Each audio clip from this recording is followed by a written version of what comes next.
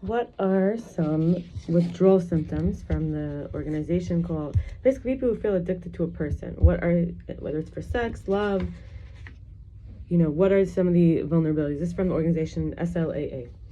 Craving to act out, inexplicable aches and pains, physical illness, exhaustion, switching to a new addiction, changes in eating and sleeping patterns, general self-doubt, long suppressed thoughts and fears coming to the surface, desperation and fear, obsessive thinking, desire to isolate, sadness, depression, despair, dreams of acting out, emotional highs and lows, irritability, rage and anger, preoccupation with fantasy, confusion, trouble concentrating, questioning one's recovery, feeling like something is missing.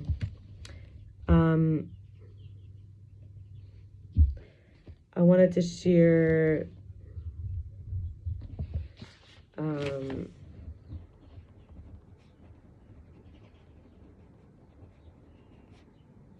basically there's the book called the Hayom Yom. In the Hayom Yom, it is written by the Frierdiker Rebbe. The Rebbe, the Lubavitcher Rebbe, wrote down the previous Rebbe, the Frierdiker Rebbe's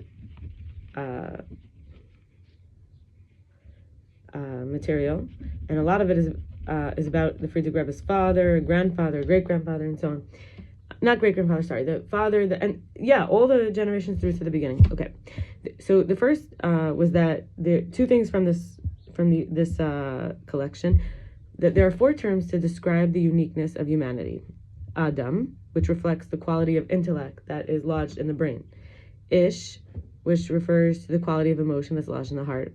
Enosh, which indicates weakness in either or both the intellectual and emotional abilities.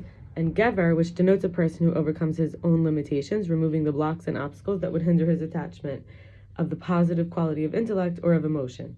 That is to say, the Gever works with the Enosh within himself to elevate him to the level of Ish or of Adam. Hence, since Enosh can be made into an Ish or an Adam, we must say that an Enosh has in potential all the positive qualities that both an Ish and an Adam possess. So that's either the quality of intellect lodged in the brain or the quality of emotion lodged in the heart.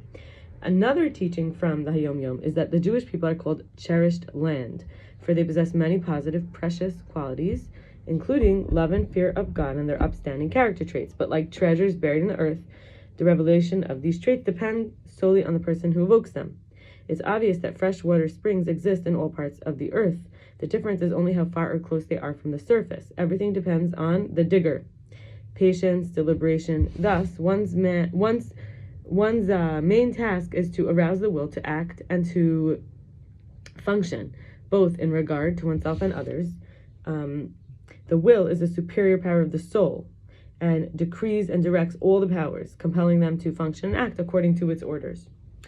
And then we have a teacher called Bashar. He says, whatever options are available at any moment, choose the one that contains more excitement than any other, even if it's just a bit more.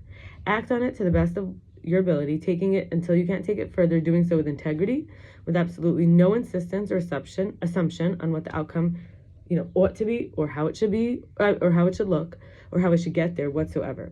When 1, we act on highest excitement, 2, to best of my ability, 3, with no insistence on outcome, we open up and activate the toolkit of excitement, which contains everything I need in life and to be supported, and whatever form it needs to come. The driving engine that moves me through life, the organizing principle of synchronicity that allows me to do what I need to in perfect timing and order, it becomes the path of least resistance that allows one to effortlessly flow through life and becomes the path to connect me to all the other expressions of my excitement, even if they don't look connected on the surface. The excitement will tell me they are, and it becomes the reflective mirror that reveals everything to me. I want to share from the Lubavitcher Rebbe on television. These are a lot of different teachings.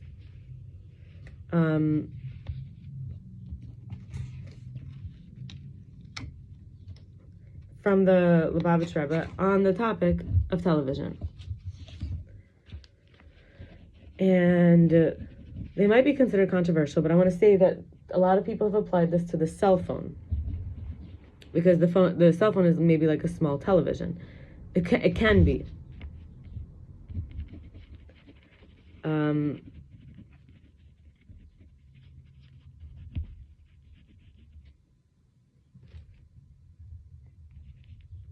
So he says everyone who's worried about his soul should be careful about what he sees. If it's hard, he should strengthen himself and know that it's extremely important. If he will not be careful, his whole avoda, his work, his service is absolutely worthless, and he'll not get anywhere with his avoda. The opposite, he'll go down. Pertaining to TV, there's nothing like it, and internet, people will say, could be considered much worse. When Rav Sadia Libra, the Chassid, was walking with his eyes down on Eastern Parkway, and the Rebbe walked out of 770 and said to him, look and see how a Jew walks. Looking where you're not allowed was the opposite of the tachlis, the point of why a person was created. It's like a temporary blindness, and worse than that, a blind person is like a dead person. There's a few titles for this man. Rabbi Mendel, they called him a mashpia, which is like a giver, like a channel, a transmitter, hagaon, hachasid, like a pious one, a great one, or like a genius kind of. He was invited to be a sandik by one of his talmidim at the bris, the circumcision. It's like a honorable position. When he heard that they have a TV, he refused to go till the TV was put in storage of the yeshiva the storage belonged to a non-Jew, but the Rebbe heard and told him to take it out. The TV, I'm not ready that my yeshiva should be a TV even for a minute. Basically, it shouldn't even be in the school. Storage, which a non-Jew had, owning. He said the TV is still the TV, even if we put in someone else's storage room. It says even non-Jews have a campaign against television. A lot of people do say that it's very bad. A chassid, a pious, follower. So we could call him a follower, but somebody who's connected, saw the Rebbe strolling in Paris and on the street with an open newspaper, and when he was asked about it, he answered that one who walks the streets in Paris cannot go with open eyes, and on a different occasion it was noted to be old newspaper from many years ago. So they realized he's not just reading those new newspapers, he's just holding on to papers. He says that he shouldn't just walk around looking, he should have something to focus on that he knows is okay for him, I guess. So maybe he found a newspaper that felt good for him and he would read it many times perhaps, or he had many. Hagaon Rabbi Elchanan Halperin, Zachrin Levracha, blessed in memory, Ravad London, told over that the Rebbe stood the whole way, 10 hours, France to Warsaw, even though there was a seat, because he didn't want Shneerson problem and would rather suffer pain in his body. Shneerson is when you have to guard your eyes, so it could be he would see something he shouldn't see. Some like to claim TV as a necessity. However, the world existed fine before TV. It ran with all that it entails. There was a time when people refrained from walking near a church and would take a detour, walking around, and a mother wouldn't let her child pass the church or see across. Today, though, with a TV, you could bring. This is when the Rebbe said that through the TV you could bring across a church, a priest into your home. Once he said Jews would put their lives at stake rather than listen to a priest sermon. But today, with the TV, the priest is right in the home. Should someone think they're only viewing good things on TV, permissible things, how can parents be sure that kids won't look at other stuff with the claim that because their parents look at TV, they can too, especially in America where kids do not obey parents as much. And there is no assurance that they won't stumble and glimpse other stuff tomorrow, even if today they only see something that's a positive vision. Another thing from the Hayom Yom is that there's two general approaches to healing physical illness. One, we treat the particular organ or faculty that's damaged, ailing, or weak. Two, we strengthen the healthy organs and faculties so they will overcome the disability of the ailing organ or faculty to heal it. Analogous to this is in the case of spiritual sickness. There are two approaches to avoda, which is like the service, the work. One is teshuva and B is good deeds. So teshuva confronts the spiritual sickness directly. By contrast, the performance of good deeds enhances one's spiritual health in general by generating energy that is positive and transformative. Each has its own unique quality. Teshuva addresses the problem at its source. We might say teshuva is return or repentance. In the absence of teshuva, problems left to lie dormant may one day resurface and create the difficulties in one's life and hamper one's divine service. Performing good deeds doesn't deal with the sickness directly, and this is its great advantage. All a person's energies are directed to a positive, light-giving activities, and even a little light dispels a great deal of darkness. So regardless of whether the darkness is present inside someone or in one's environment.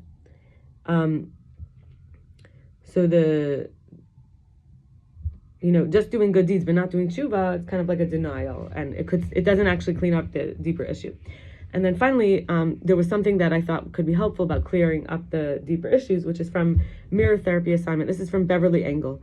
She says, we're creating a mirror, a reflection. So sometimes, yes, looking in the mirror, like for me right now, looking on the screen, or working with that mirror image self.